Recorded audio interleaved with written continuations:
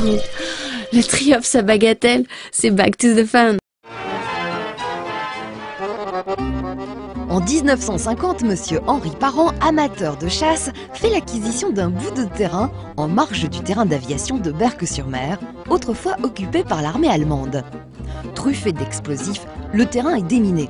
Un trou de bombe est agrandi et deviendra le futur plan d'eau. En 1955, Bagatelle est d'abord une pension de famille et un restaurant touristique, agrémenté de quelques jeux, le parc s'étend sur 3 hectares. Le parc se transforme rapidement en parc de loisirs avec un petit train touristique, des vélos excentriques, un carrousel, un mini-golf, des plaines de jeux et des volières.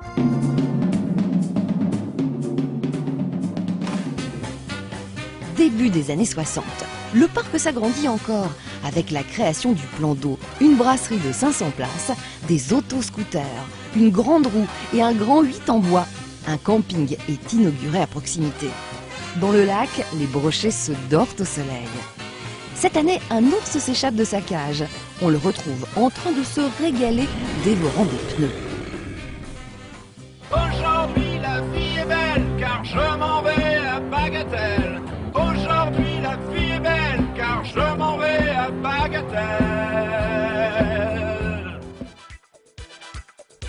En 1970, le terme parc d'attractions apparaît pour la première fois avec la création de la mer de sable de Jean Richard à Ermenonville, à proximité du parc Astérix. Louis Simon, collaborateur d'Audiard et de Jean Richard, crée le premier logo représentant un joker. 1976, le premier River Splash d'Europe déboule au parc Bagatelle. Le parc s'informatise et se modernise avec le premier River Splash d'Europe, inauguré par Yves Lecoq. Le super Constellation quadrimoteur, le manège taco, le train fantôme et se dote d'un chapiteau et d'un spectacle de cirque.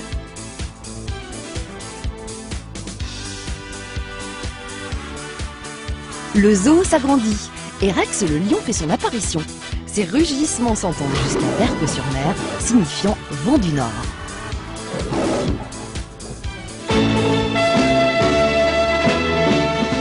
Bienvenue à Bagatelle.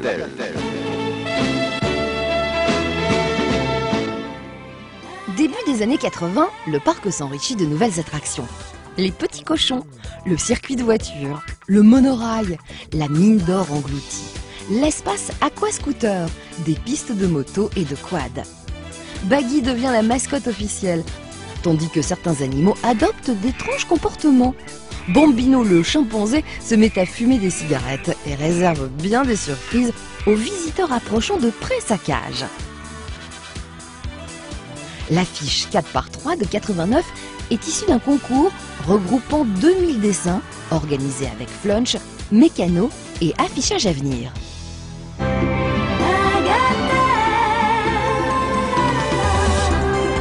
Bienvenue au pays de Baggy. En 1990, le prix d'entrée devient forfaitaire. Les attractions nautiques voient le jour. Le bag à bateau, le rapido bag, le bateau pirate. Sans oublier le Jet Star, qui deviendra le collet aux arbres, et le Grand Prix. Signalons en 98 la naissance, le 15 août, de Marie dans l'enceinte du parc, qui bénéficie, selon la tradition, d'un laissez-passer à vie. En 2000, les kangourous s'échappent dans le parc. Les personnels lancés à leur poursuite constatent à leurs dépens que les kangourous sont d'excellents boxeurs. 2001, Bagatelle offre une nouvelle attraction, le raft, la descente la plus longue d'Europe. Avec sa nouvelle attraction, le raft, Bagatelle devient le parc du bord de mer où l'on s'aventure. Le parc professionnalise ses activités sur le modèle de Grévin et compagnie, dont il est désormais la filiale.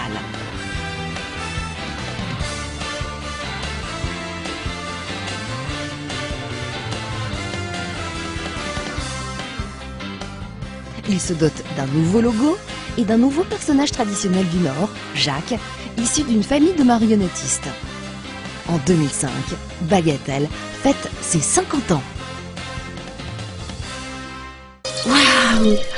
Le triomphe à Bagatelle, c'est back to the fun.